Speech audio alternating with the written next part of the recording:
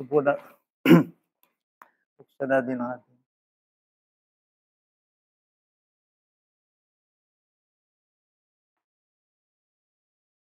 sound check.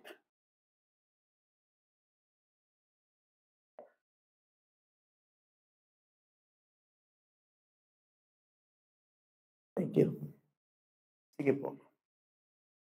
Buksan natin ang ating Bible. Ang focus natin ngayon nasa verse 14. Pabalik tayo sa ating exposition. 1 Peter.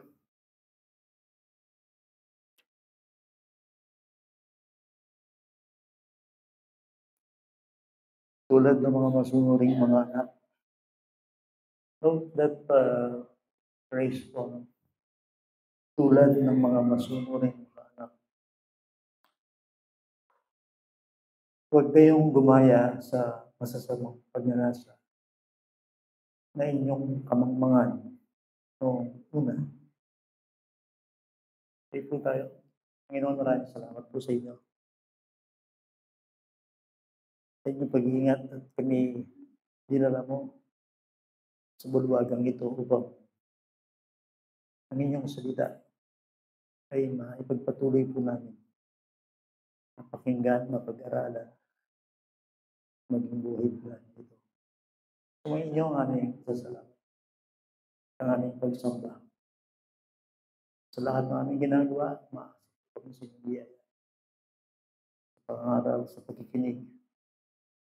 Dahil talagang saya ng sarili namin, wala po.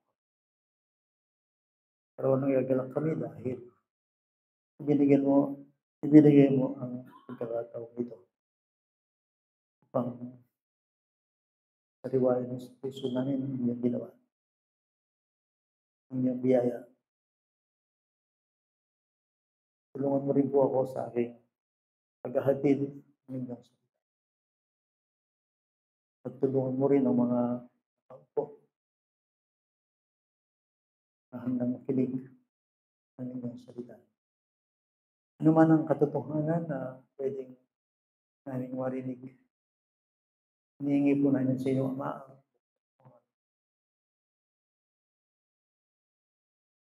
at makita po namin ang anong sinasabi namin sa amin at sa lahat.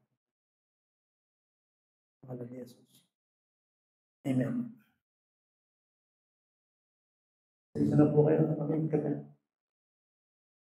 Pero kasi kami ng weekly meeting. Anyway, 11. Makikiyop sa akong dadalhin. Pwede ba tayo mag-stop mamaya? Kailan ba? Pwede. Mga 2 to 4. Okay ba? Hindi kayo galit. Hindi naman. Now,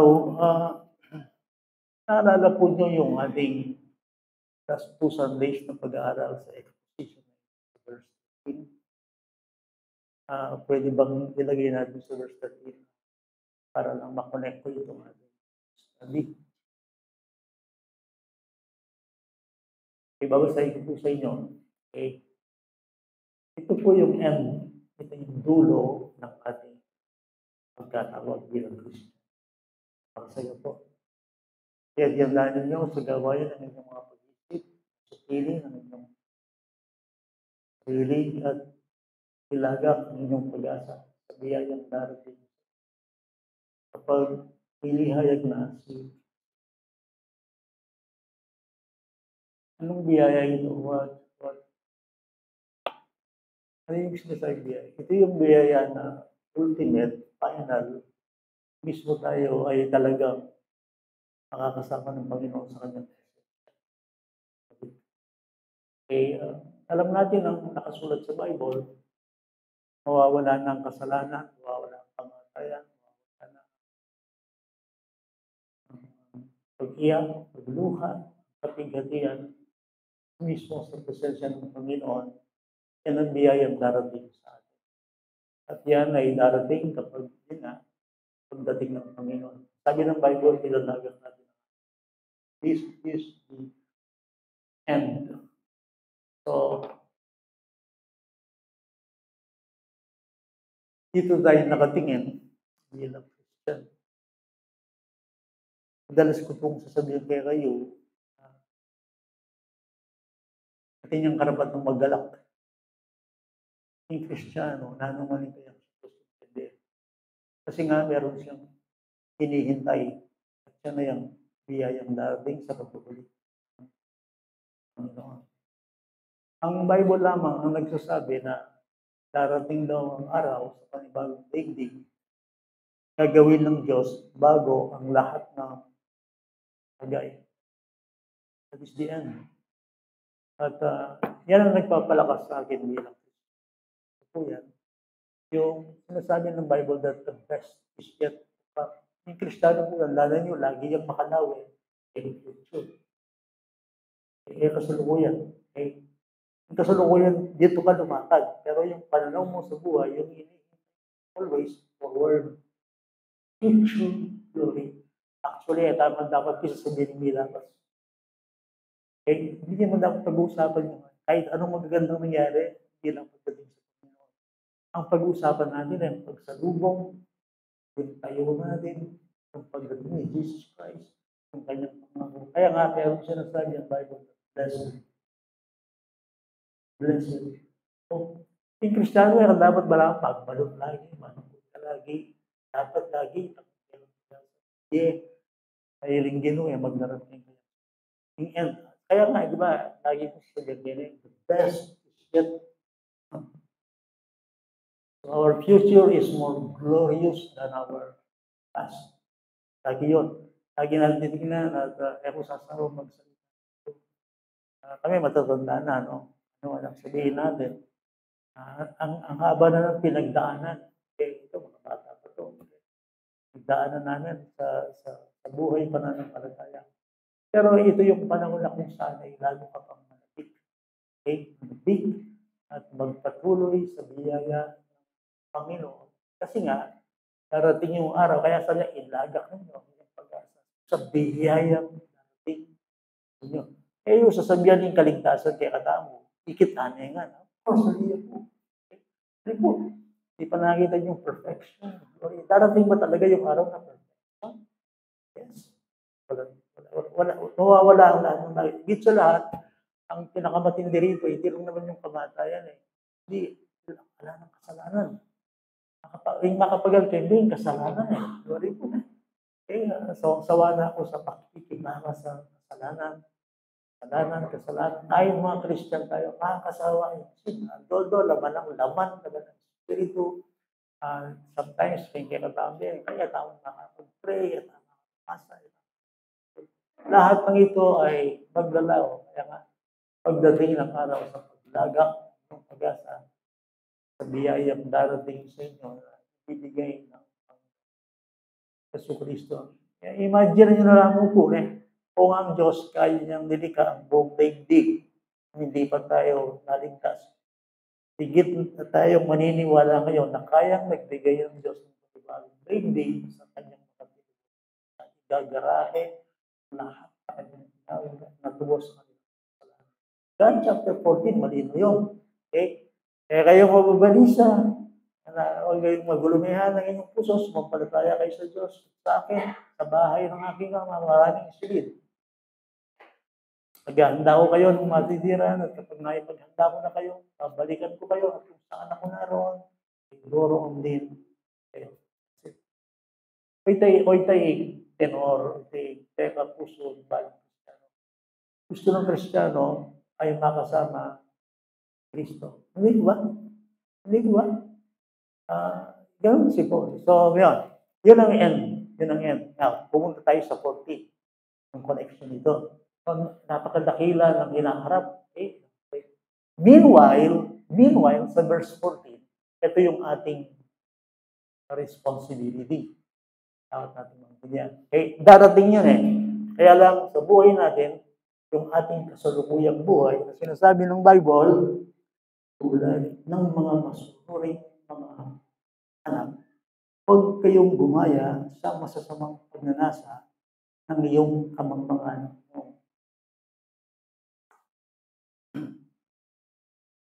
malinaw sa akin ang sinasabi ng talata. Dati, ay nangyata Christian, nga us nagkakataning Bible, mangmang. Okay? O kaya, salitang Ingles, ignorante. Tama kay Diyos. Of course, kapag ang Diyos, ignorante ka sa Kanya, hindi ka makakasunod. Kaya nga, ang talatang ito, bilang mga masunuring mga anak, ito lamang ay sa mga taong naliwanagan. Kasi nga, sa isang natural na tao, sabihin mo kayo, sunod kay Diyos, yan na rugo, gawa. Puno nga akong pastor, mag-struggle kayo sa pantayanan, kayo pananampalataya, dahil pangadiwa. At I imagine yung sarili ko, kung ako, hirap na hirap sa pagiging spiritual, kayo kaya. Na-imagine mo rin yung mga gobrado. Ang pray na kaya rin mo sa lesson, kaya masagad kaya. Di ba? Kung kami nga nasa full-time ministry, hirap na hirap kami. Araw-araw, yung araw-araw mananalangin ka, araw-araw magbabasa ka ng Bible, araw-araw magpapakita. Napakahirap naman. Kaya imagine ko lang. Ako, ating kong disilpil na magyayang gadget ko eh. Sila ka cellphone, nangkat ko lang ba? O rin kaya nga, di ba? So, salong-salo ko, rin niyo, sabi ko, kasi itong kang ginoy, kasusunod, malalang, ma-develop yung relasyon mo kayo. Ang pinag-uusapan natin dito, sa usapang ito, ay kung paano magkaroon ng malalim na kaugnayan ang relasyon natin. Kasi ang iligtas tayo ng Diyos, gawa niya yun eh. Sasampalataya ka lang. Pero para tayo maging masunurin, wala na yun. At hindi ka makakasunod sa Kanya kung mananatili ka. Ayun sinabi ng Bible. Ang inyong pagnanasa nung kayo'y nasa kamang. Isipan niyo po, makatungkol kayong Diyos, hindi may kilala. Kung nangita mo ng Christian, ang kasakita mo, rin bang unbelievers? So, ang utos na ito, iba. Kaya, tingnan niyo yung exposition na silipin niyo ito. Bakit tinawag na masunurin mga anak? Tambing-tambing ka, agad-agad. Ano mo sinabing sunod kayo? Masunurin. Sinakot na talaga. Ang pinag-uusapan dito, title. Ang tingin ng Diyos sa kanyang anak ay masunurin. Walang gagawin ng anak ng Diyos kapag anak ng Diyos ang kundi ang sumunod sa Kanya. That's the point. Ano ba nangyari sa atin? Ibig mo sabihin tayo mga Christian, kung tayo mga Christian, ang tingin sa atin ng Bible ay masunurin. Yes! Ngayon, kung sabihin nyo ka na, ako po yung masunurin. Saguli. Saguli, yan dito eh. Yan dito. Inimpis sa John Kenny, kaya nga po, ang sabi ng English ESV, if I recall right. As obedient children, bilang masunuring anak. Anong ibig sabihin nun? Well, ang ibig sabihin nun ay ito. Huling ng ka. Okay. Kaya nakautusan ng Diyos ng kaya anak-anak. Kitagpisa sa biyang relasyon. Although, may authority ang Diyos sa buong daigdig. Kaya lang iba ito. Itong relasyon. Hindi ka uutusan. Hindi mo ako. Kaya anak, utusan ka. Mas masaya akong mag-uutos sa anak ko sa bahay. Kunyari ang anak ko, akong authority kayo ni. Pasakot ko kay Diyos, pasakot ko ka na. Now, pag nung kasulog ka na, unak. Lumagal kayo bali. Habang susunod ko kayong Diyos, sasabihin ko dahil sa kanila, wala mo. Nung yung masunod, adwa ka tang hari kayo bali. Lumagal ka. Okay mo naman kapit eh. Bakit? Pwede kasi kung gusto mo talaga magkaroon ng kapayapaan sa bahay. Sumusunod ang ama sa Diyos, ang asawa sa Diyos, tapos yung mga anak. May authority yan. Now, mo na utusan mo kaya kasusunod kay Diyos. Mo agawa. Kaya lang ang sinasabi ko, hindi ba, napakasayang utusan ang anak sumusunod. Kung meron na siyang kasanya. Hindi po ba? Kaya lang mahirap itong sinasabi ko. Kasi by nature, ang tao is obedient, rebel. Anak kaya pa mo yung anak, akit mo na yung puso na kayang self-will. Ang kanyang self, ibig sabihin, nag-aalbaroto yan. Gusto niya siya yung nasusunod. Talagang by nature na gano'n. Kaya lang sinasabi ko rito, ang kapatid, tayo ay inaasahan ng Diyos bilang kanyang mga anak na masunurin sa kanya. Ngayon, ano, Pastor, ano po yung gawa na kay Christian o binggit na kayo bilang mga masunuring anak? Yan ang tingin ng Diyos sa iyo kung Christian ka. Ang tingin ng Diyos sa iyo ay ipinanganak sa pagsunod. That is why ang aking title. Kaya malinaw kang talata eh. Ano ba yung title ka? Children of what? Of disobedience. Ibang usapan yan. Bakit? Sabihin ko sa inyo kung bakit. Ang 1 Peter ay isang aklat na kung saan ay binabanggit tayong mga Kristiyano. Anong tawag sa atin ng Kristiyano? Bagong kapanganakan. Kapag pinag-uusapan natin dito, pagsunod, ang isang tao, expect ng Bible, isa siyang taong bagong isinila. New birth or born again. Yan ang sinasabi ng 1:3, ipinanganak kayo sa isang buhay na pag-asa. 1:3, then 1:22, ipinanganak kayo sa salita ng Diyos. Ipinanganak kayong muli. Ngayon, wala mo, diretso kayo. In verse 14, dahil pakisabihan, born again, not true.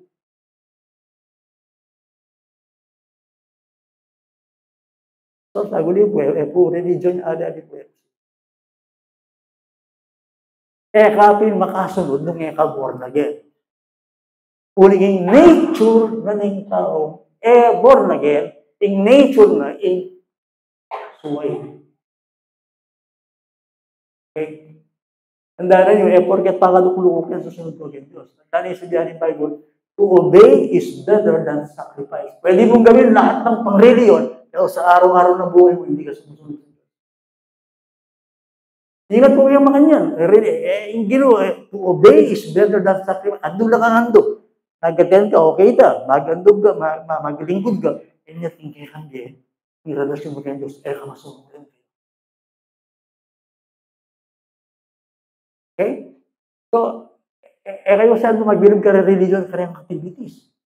Ang mahalaga sa buhay, nakatingin tayo lagi sa Savior, hindi sa service. Kalimutan. Kung makalaway kayo kayong service, at kaya ko pa salamatan dahil nga, di ba? Manasakit kayo. Pero kung nakatingin ka sa Panginoon, sa lahat ng iyong ginagawa, ang iyong Savior, ang tinitigil mo, then mahahabog na sa iyong buhay. At magdadala ang relasyon sa Savior. So, ang kinakausap dito ng Bible, bilang mga masunuring anak, sagad ka rin. Ngayon, tingnan natin ang ibig sabihin nun.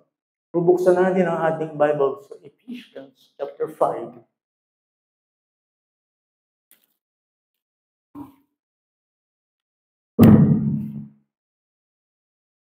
Pwede po yung buri ko sabihan. Ephesians chapter 5, verses 8 and 9. Sapagkat kayo'y dating kadiliman. Of that word. Okay, sana naintindihan yan eh. Baka kayo makasyon na Kristiyano kayo. Yung Kristiyano at inyong dating din. The old self, the old life, the carnal man.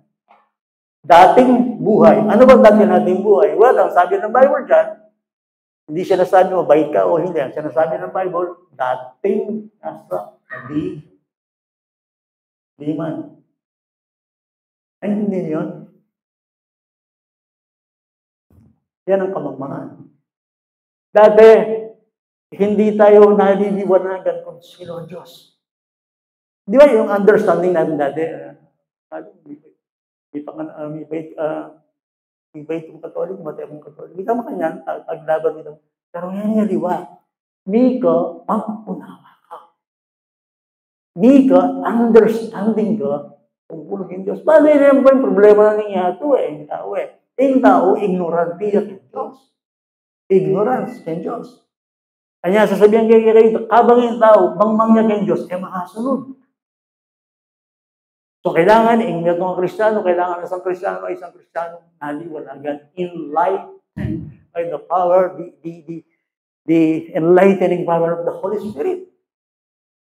So, sana, hindi kakaintindi naman kayo, sabihan ko, okay, papadukulukog kayo. Ngayon, mamo po ang intindihan. Good! Okay, dating, okay, so ang intindihan mo ngayon dati gumachikin daldong. So, itang state na ito, habi ng rebellion. Wala kang Diyos, without hope, without Christ, and so on. Wala kang sinusunod. Maaaring mabait ka. Pero sa totoo lang, wala kang tamang relasyon. Dati kayo nasa kadiliman. Subalit ngayon, hallelujah. Hallelujah, praise the Lord. But now, see? Then, noon, but now, okay. Subalit ngayon, ay liwanag sa Panginoon. Lumakad kayo gaya ng mga anak ng liwanag sapagkat ang bunga ng liwanag ay nasa lahat ng mabuti, matuwid at katotohanan. Ganito lang kasimple. Bago ka lumakad sa liwanag, dapat nasa liwanag ka muna. That's it. Okay? Hindi ka makakalakad sa liwanag kung wala ka sa liwanag.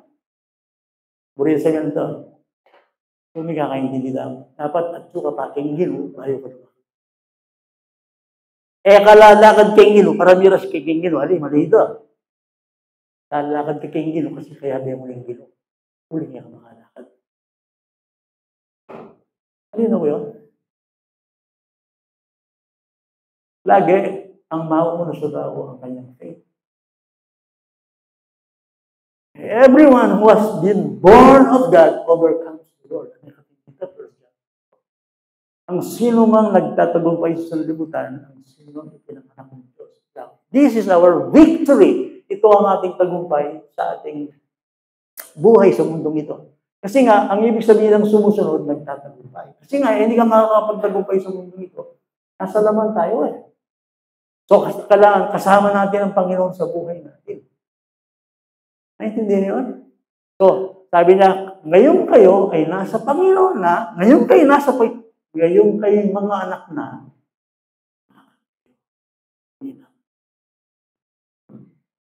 ano?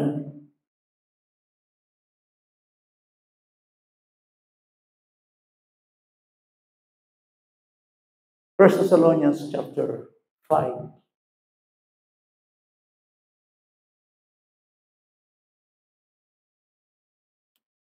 Verse 8.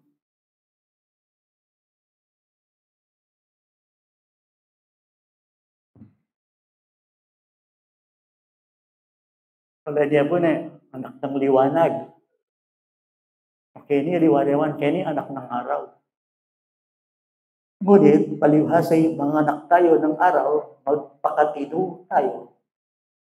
Isuot natin ang baluti ng pananampalataya at ng pag-ibig at maging helmet ay ang pag-asa ng kaligtasan. The same po yun. Kanina, anak ng Diyos. Tapos, anak ng liwanag. Ngayon, dahil ako yung anak ng araw, magpakatino ka. Ano mo rin siya magpakatino? Content mo yung sarili mo. Content mo rin mata mo, yung isip mo, yung gagawan mo. Ayon kayong south na ng banal na spirito. Yan ang ibig sabihin mo. Dahil Kristiyano ka, dahil anak ka ng Diyos, dahil anak ka ng liwanag, so, dahil anak ka ng araw, magpakatino ka. Saan mo muna? Yung magpakatino ko ba? Ali. Pwedeng muna yung dahil anak ako ng Diyos, dahil anak ako ng araw, dahil anak ako ng liwanag, so, susunod ako sa Panginoon. Naintindihan nyo kaya sabihan mo na, yung Bible ang tiniya. First is man's being before man's doing. Higwaya mo. Higwaya po na. First is man's being in tao pa. Bahay kayang gagawan. Importante kayong Diyos. Ano ba yung gagawa ng tao? Yung kayang work? Itang tanga tao na. Importante ito. That is why diyan kayong pulpit na ano importante ang mag-preach. Ay nag-preach na. Yung mag-preach. Yang magaling kang mag-preach, yang nilupay ka, yung sitwasyon ng kwento, yung very dynamic ka, hindi mo. Yung Kristiyano kayong gagawa, na naman yung kasipagan, na naman yung gagawa, importante. Importante yung Diyos, kitang mag-obra, kaysa kitang obra. No? Man's being before man's doing. Kaintindihan nyo ko. Being masunuring anak, of course. Being ng Diyos na. Saguli ba sa buri po sunod, mga born again tao, makasunod. Of course. Bakit?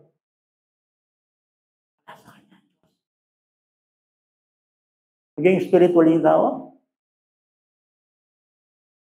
That is why, kaya malakas talo, kaya panganginatan ng minsan eh, yan pa ng minsan mag-fail ka.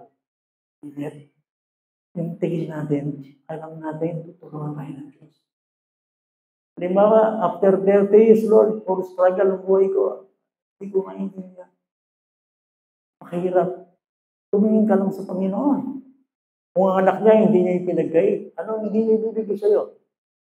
Everyone who has been born of God overcomes the world. Yung Kristiyano, managong kayo. Bakit? Bait na ni Joseph. 1 John 5:4. Ngayon, kung halimbawa sa buhay natin, para tayo hindi nagtatagumpay, well, iyakin natin yun sa buhay natin, sa atin natin. Kasi kapag ipinanganak ng Diyos, ang isang tao nagtatagumpay siya sa sanlibutan. Ano ba ang sanlibutan? Kaya lang sanlibutan, ano? Ano ang sanlibutan? Sanlibutan, hindi sumusunod sa Diyos. Hindi niya kilala ang Diyos. Pero ngayon, iba tayo. Tayo ay anak ng Diyos. Tingnan natin ang Colossians chapter 3. Liwan naman nila niya. Colossians chapter 3 verses 5 to 7. Ano sabi dito? Anumang makalupa na nasa inyo, patayin ninyo ang anumang makalupa na nasa inyo, pakikiyapid, karumihan, masamang kita, masamang panyanasa, at kasakiman, na ito'y pagsamba sa mga Diyos-Diyosan. Dahil sa mga bagay na ito, yan po nyo, dumarating ang poot ng Diyos sa mga anak ng pagsuway. Ang mga ito rin ang nilakaran ninyo noong una, kayo'y nabubuhay pa sa mga bagay na ito. Title natin, anak ng pagsunod. Pero dito, ano tawag dyan? Anak ng ano? Pagsuway. Ba't tinawag na anak ng pagsuway? Yan ang old life. Tayo, by nature, sabi ng Bible, katutubong mga anak ng poot ng Diyos.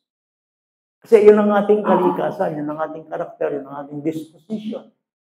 Yun ang ating lakad. Pero ngayon, sabi niya, tulad ng mga anak ng masunurin bilang mga anak ng Diyos. Yun ang expectation ng Diyos. So, paano tayo sunod sa Panginoon? Tignan mo yung 1 Corinthians 15:22.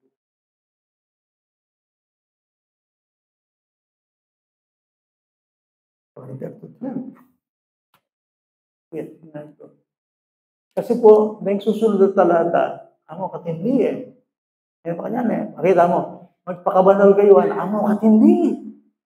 Kanya din sa siya kaya pamo kayo, very general. Eh, kung tagling di na retso, maging banal kayo, waling banal ko, mas masakit dito, potang expound tayo na may kalam. So, kakana kaya pamo kayo ni. Baka naintindihan niya, in state na rin daw. Okay?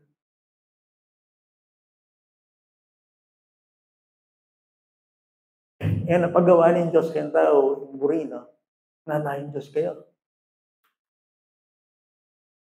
Hindi mo magagawa. Alam mo, sometimes, ating misteryo ka na ako hindi. Siguro kayo man. Nanito, Galatians 2:20. Hindi na ako nabubuhay sa aking sarili, Hindi si Kristo na ako yung nabubuhay sa pananampalataya sa akin. Hindi na ako nabubuhay sa aking sarili, kundi si Kristo na. Tutanda kayo. Si Kristo ba yung atsuela? Kapag kulang ka. Paradox yan. Sabi mo, tsinggilukay ka. Pagpos ka, magkulang. Nakina. Wala nang Diyos yung magharike ka. Wala kang struggle. Wala kang dito. Anyway, sasabihin kaya mo kaya kayo. Yun talaga yung posisyon ng Christian. Sabi mo, ating Diyos kayo. Sabi mo, tsinggilukay ka. Ating Holy Spirit kayo ka. Ganyan, mas kang kapagpakantindi. Sinasabi ko lang yan by nature. Ganun tayo lahat tayo. Sabi. Ngayon, tignan natin yung posisyon para maintindihan ninyo. Yan o. Sapagkat kung paano kay Adan, ang lahat ay namatay. Then kay Kristo, ang lahat ay bubuo. Okay. Lahat ng kay Adan ay namamatay. Bakit namatay? Pagsuway. Lalo yung bakit niya itong hindi, may itong yung tao, hindi na mo kay Diyos. Yan. Kaya lahi niya tayo, sumubay ba siya?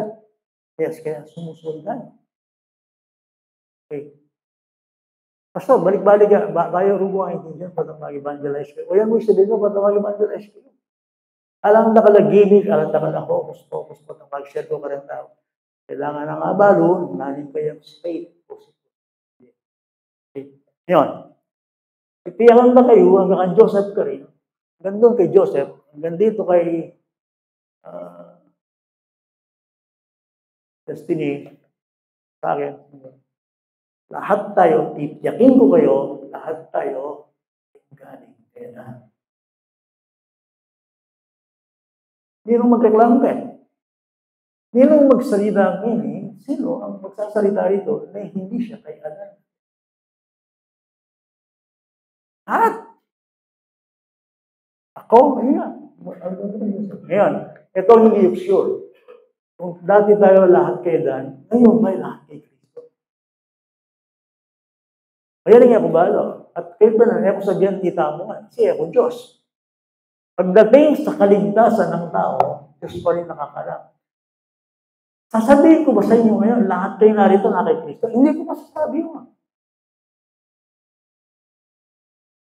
So, mula kay Adan, na kay Adan sumusuway, na kay Kristo, sumusunod. Okay?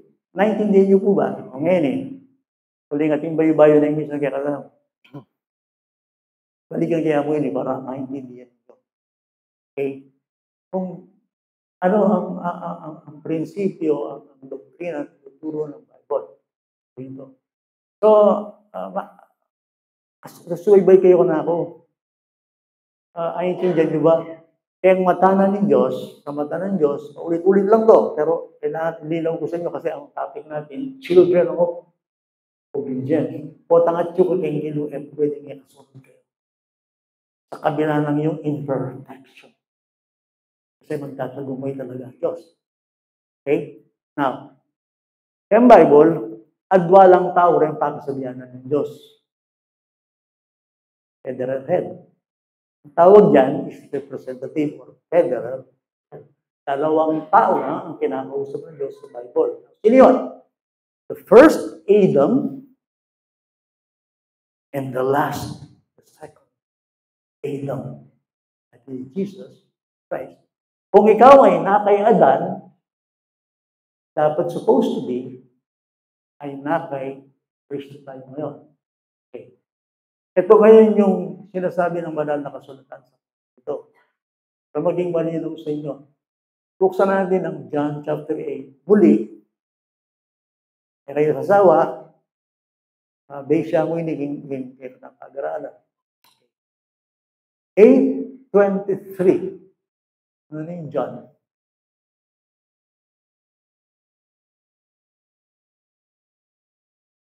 Okay. Alam ko, narinig nyo na sa akin to, pero muli ko ito pag-magitin. Alang-alang sa paksa ko. Sana ang intindihan na. Okay. Sinabi niya sa kanila, Jesus Christ, kayo'y taga-ibaba, ako'y taga-itaas.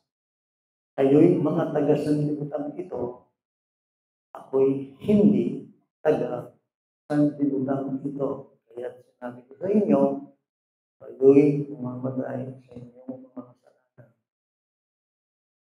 Sapagkat maliban kayo'y sumampalataya na ako nga, sabihin ako nga, sa inyo, ay mamamatay kayo sa inyong mga kasalanan. Malinaw ko sa inyo yun. Tingnan nyo ha, ulitin ko sa inyo. Sa Bible, ang usapan hindi yung good or bad ka. It is not a question of, are you good, are you bad, are you wrong, are you right? Yeah. Pag gano'n ang tingin nyo sa Bible, assault. Bakit? Ala bang maya pa tao? At yung maya pa tao. Okay? At yung maya pa tao.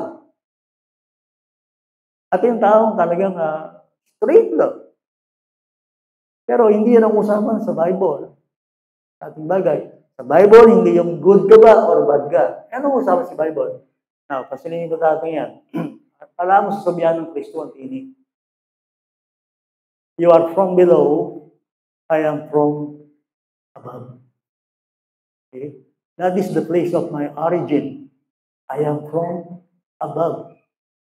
You are from beneath. You are from below. You are of this world. I am not of this world. Ikaw kailangan nung kapampangalan ngayon, hindi mo. Impibatan ko, ekete. Okay? Impibatan ko, kata pareho. So, taga-baba ka, taga-doon ako. Tingke kang origin, kinyato. Ako ay kinyato. So, sinabi na, kasi niya po. Mamamatay kayo. Yung mga kasalanan. Bago yung malyari kayo kasama mong kinyato, even in the future, di pa ako. Nang kaladwa tamo mo. Sasabihan na niyo yung authority yan. You will die in your sin. Agyan na nyo ka pa kaswerte kaya salitang, akong pakiano, at siya kayong mansugat kayong Forbes, at siya kayong Beverly, at siya, nanuwa na siya ito siya mo, if you are without Christ, you will die in your sin. Why? Ano good ko? Alang good kaya, alang bad, alang right, alang wrong. Ang issue can that is, what is the place of origin? Doon sabihin, saan ka magaling? Okay? Saan ka magaling? Itang origin yung mag-determine hindi mo. Kaliway ng, ako naman yung makamatay tao, religious, that's not the issue. It is origin, pibatan. Nasistir kayo. Gawin kayo yung punto kayo. Yan ang sinabi ng Bible nila. John chapter 3 verse 6. Ang ipinanganak sa laman ay what? Ang ipinanganak sa Espiritu. Kayo na rin, malalim ng doktrina. Nangaling din tayo sa Kristo Kaya kayo magtaganong sa biyak, kaya kayo dapat tuwan, ba? Bayo. Unless a man be born from above. Again, he cannot enter. Gagawan dugong cheap ang salitang born again. Kasi kung kami born again, patay ka kaya niya itong ito. Kailangan kang ibait kayong Diyos, kayong Espiritu. Tuling unless lang ibait ka kayong Diyos, kasunod kayo. Makasunod kayo. At di bahana ang kayong kasalanan. Agyang nang gawin, subugalin bakit? Hindi na po yung Bible. Ano yung pinakatama po yung kasalanan? That's why it is like kapag pinalaya kayo ng anak, tunay nga, malaya na kayo. So, ang issue kayo, kaliway ng maputi ka, matuling ka, taga-karing ka, makwarta ka rin. Ang issue kayo, saan ka magaling? So, yan pasalamatan sa diyan ng Bible. Pinunta ka, you must be born again. Must be born again, ibait ka kay Diyos. At kapag ang Diyos ay ipinanganak ka, ay enjoy mo ang ibig sabihin. Siguro yung masyadong pakakaluan. Yung pa magsunod kayong Ginoo, wala mo alipin. Susunod ka kaya, bilang dinaya, bilang kaya ganit ang aluran ni Diyos. Dati po, yung ikikilala Ginoo, Kasi nandiyo po ako, ba't po kayong katoliko? Ito po katoliko. Anyang college po, ba't po kayong katoliko muna mga eskwela? Katoliko yan mga eskwela. Kaya kakilala yung Diyos. Kaya kung bali yung salita ng lugod, tungkol kay Diyos. Kaya kakilala yung Diyos, hindi ako pong kamangmangan. Kaya once na medyo mananampalataya ka, matututuhan mo mahalin ng Diyos at dahil mahal mo siya, sunod ka sa Kanya. Yan, so yan kikiray niya. Believers are not children because they obey. Rather, we obey because we are children. You know ito kaya natin? Let me repeat. Believers are not children because they obey. Rather, we obey because we are children.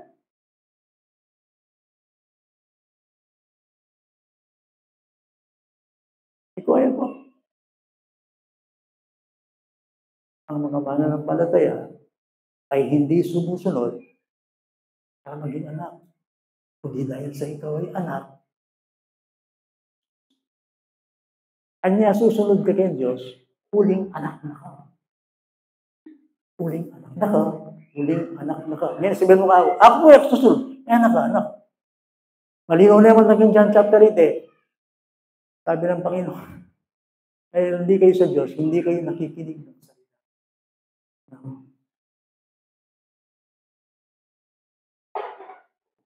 Ulit kami. Believers are not children because they obey. Rather, we obey because we are children. Ang titay in Bible. Hindi mayaring Kenny. Magiging time ko. So, hindi sabihan na ng Bible kay John chapter 14.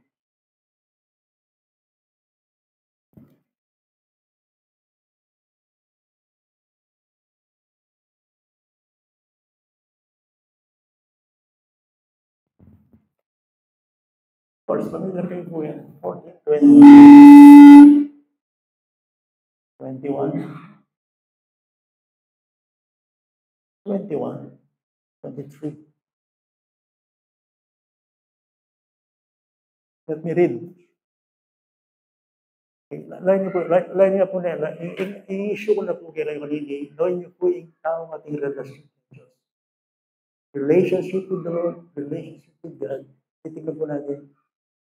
John 14:21. Siyang mayroon ng aking mga utos at pinutupad ang mga iyon ay siyang nagmamahal.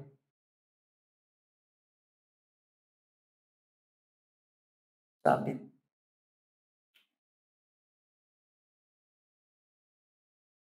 At ang nagmamahal sa akin ay mamahalin ng aking Ama at siya mamahalin ko at iahayag ko ang aking sarili sa Kanya. Ano po ang itsukin? Kaya ka mga pilitan lugod. Love begets love. We love God because He first labas. Yung isipan, yung pagsunod kay Diyos, mga pilitan, wala mo alipin kang utusan, alin po yan dito. Kaya po yan dito.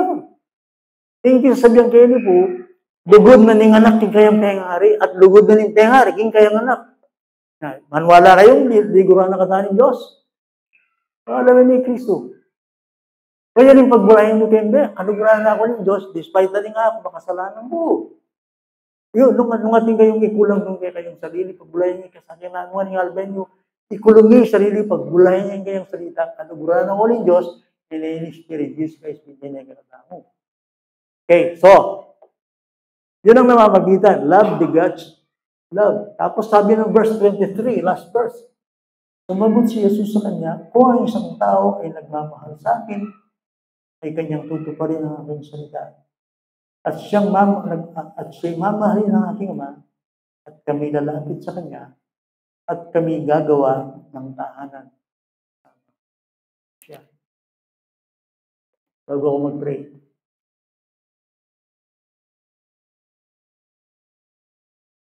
Minsan ba nangyayari sa inyo na parang malawak? malayo ang Diyos. Alin po, pastor, siyempre po, by faith talaga yan eh. By faith. Hindi po. King kan Diyos relasyon. Nung pakiramdam nyo, king kaya kayong yan, alam mo, remote king Diyos, malawag Diyos. Iyakan nyo, kayo doon sa susunod kayo. Ans na sinunod ko kayong gano'n, kayong tinasi. Kilala kayo, lumapit siya kayo. Gagawin kanyang tahanan. Kung pakiramdam mo, king kaya kang yan, parang malawag sa akin ng Panginoon. Gawin mo kayo obedient. Kaya nga, ang tao ng Bible, Aba, Father. O tayong ginutukin na yung kaya kanya, balang anggulo ng kaya kanya, panandaw mo kaya God is so near. Is God that He is your Father. Faith and obedience, at yun na po kayo itong mga bundle. Lagi rin. Faith and obedience. He who trusts God, obeys God. And he who trusts God, obeys God, trusts God. Kapag ang Diyos, sinusunod mo siya, magtiwala ka kayo. At least magtiwala ka kayo, susunod ka kayo. Alam niyo kaya kung sarili, yun yung pinakamalapit kayo puso. Asawa, anak, ako, aluguran, kapatid, o yung Diyos. Hindi sinabi lang, kung nagmamahal sa akin, susunod sa akin, ako'y magpapakahayag. Yun ang pupuno ng ating mga emptiness sa buhay natin. Ano ang buhay natin na hindi ang Diyos na nagpupuno, laging ating kulang. Nanong malita, kulingin tao, makadesenyo yan para katmuanin ng ginunin niya. Wala ng mutual relationship, love relationship. Mahal ka ng Diyos, una sa lahat, mamahalin mo rin siya. Ngayon di ba ako, kaya pamunta ako kaya di ananim may utang ka na ako. Aluguran na ako ng Diyos. Ala na akong gawa na. Ala na akong gawa na. Gawa na nga ng Diyos. Gawa na nga ng Diyos. Ala na akong gawa. Obey Him. Kaya kalimot sinabi ng mga itong preacher. Itnanday ano kasi successful yung church niya. Tinanong yung pastor, ang sabi sa pastor ganito. Pastor, paano kayo gumawa ng sermon? Sabi ng pastor, wisdom to. Hindi ako gumagawa ng sermon lamang. Sumusunod lang ako. Ikuha ita. Kaya ako gagawang sermon mo. Sisundan ko mo, nasa sabihan ng Diyos ka na ako. Kaya resto ko rin ah. Madaw naman yung mabraning pastor, gagawa ko sermon, mag-prepare ko, nag-aral ko. Good! Pero higit sa lahat, ang pwede mo sabihin, hindi ako gumagawa ng sermon. Kikinig lang ako, sumusunod lang po kung ano sinasabi ko. Pwede bang mag-preach kung matutugin gano'n? Yeah. Hindi lahat ng tumatawag sa akin. Yan ang sabi ng Bible, di ba? So, lagi rin, service na naman nyo, lagi, Savior. Yun ang sinusunod natin sa buhay. Visyo sa lahat ng ating ginagawa, naglilingkod tayo sa Kanya. Nakatingin ang ating mata.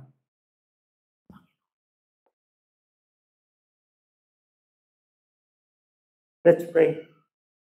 Tayo pong salamat sa inyo, Panginoon.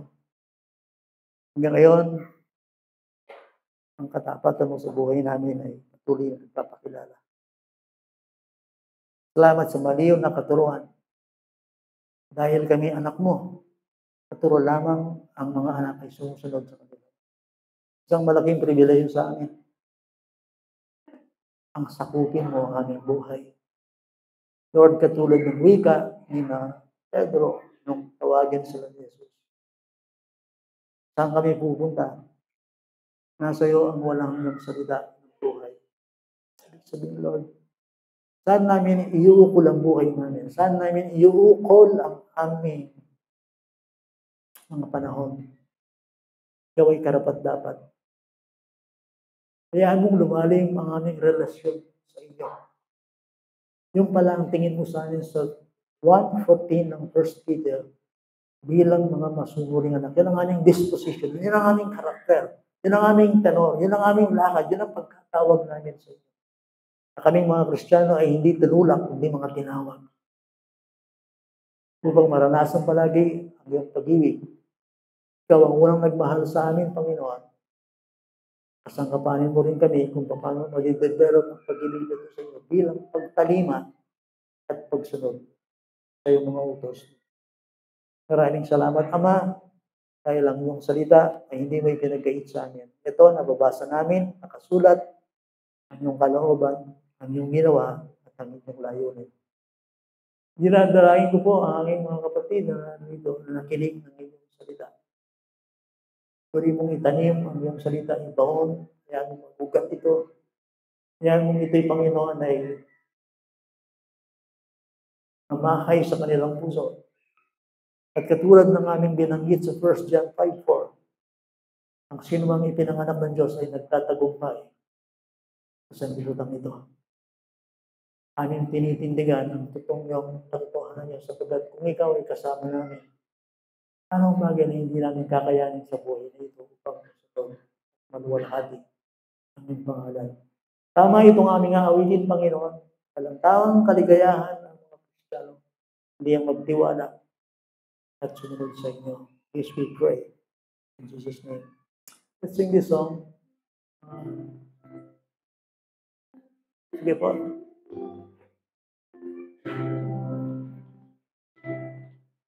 When we walk with